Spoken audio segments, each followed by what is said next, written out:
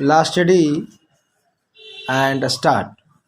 Mr. Chairman, I rise to support the resolution which my honorable friend has moved in this house. While doing so, I do not agree with all the arguments that he has advanced in support of his resolution.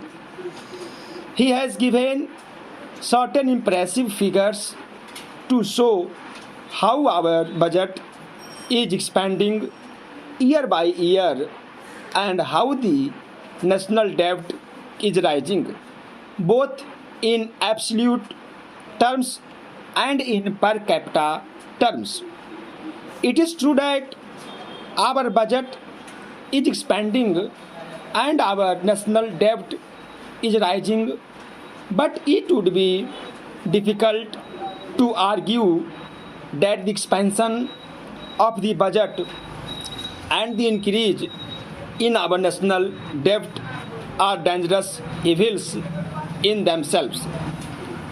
We have to realize that after India became independent, very many states have undertaken certain responsibilities which were not considered to be normal government responsibilities during the British regime. We have now undertaken the responsibility of expanding our economy at a very fast rate, and I hope it is the policy of the nation as a whole that in order to expand economic activities at a rapid rate, it is desirable that the government itself should undertake certain responsibilities in this matter.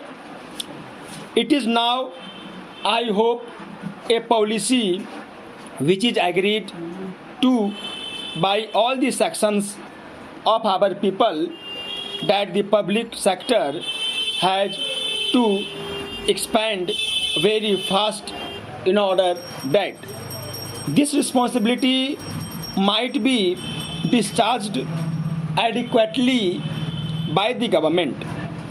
If the public sector is to expand, obviously the budget has to expand simultaneously with it because the various government departments are responsible for controlling and managing the concerns in the public sector.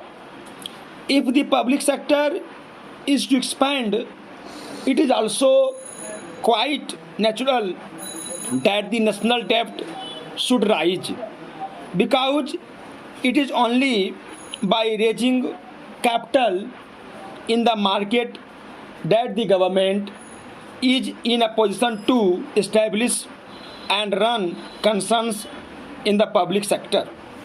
Government as much has not got any capital of its own which it can plug back into various concerns, first for establishing those concerns and then for running them.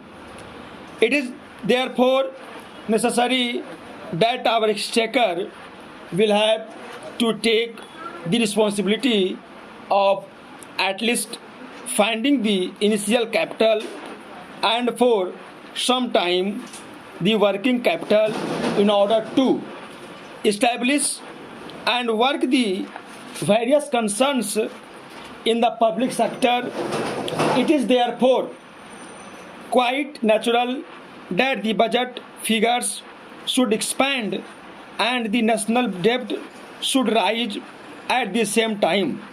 One has also to consider whether the establishment and expansion of the public sector is the only explanation for the increase in budget expenditure and increase in national debt. It is very difficult to give any opinion offhand in this matter. But if one were to reply on the findings of the Planning Commission and the sentiment which is often expressed by the government spokesmen themselves, then one might say that there is considerable increase in the non-developmental expenditure of the government. It is that part of the increase which is really a matter of concern both to the country as well as to this house. Now, sir, the government has by implication accepted the proposition that non-plan expenditure is increasing and that there is need for economy all round.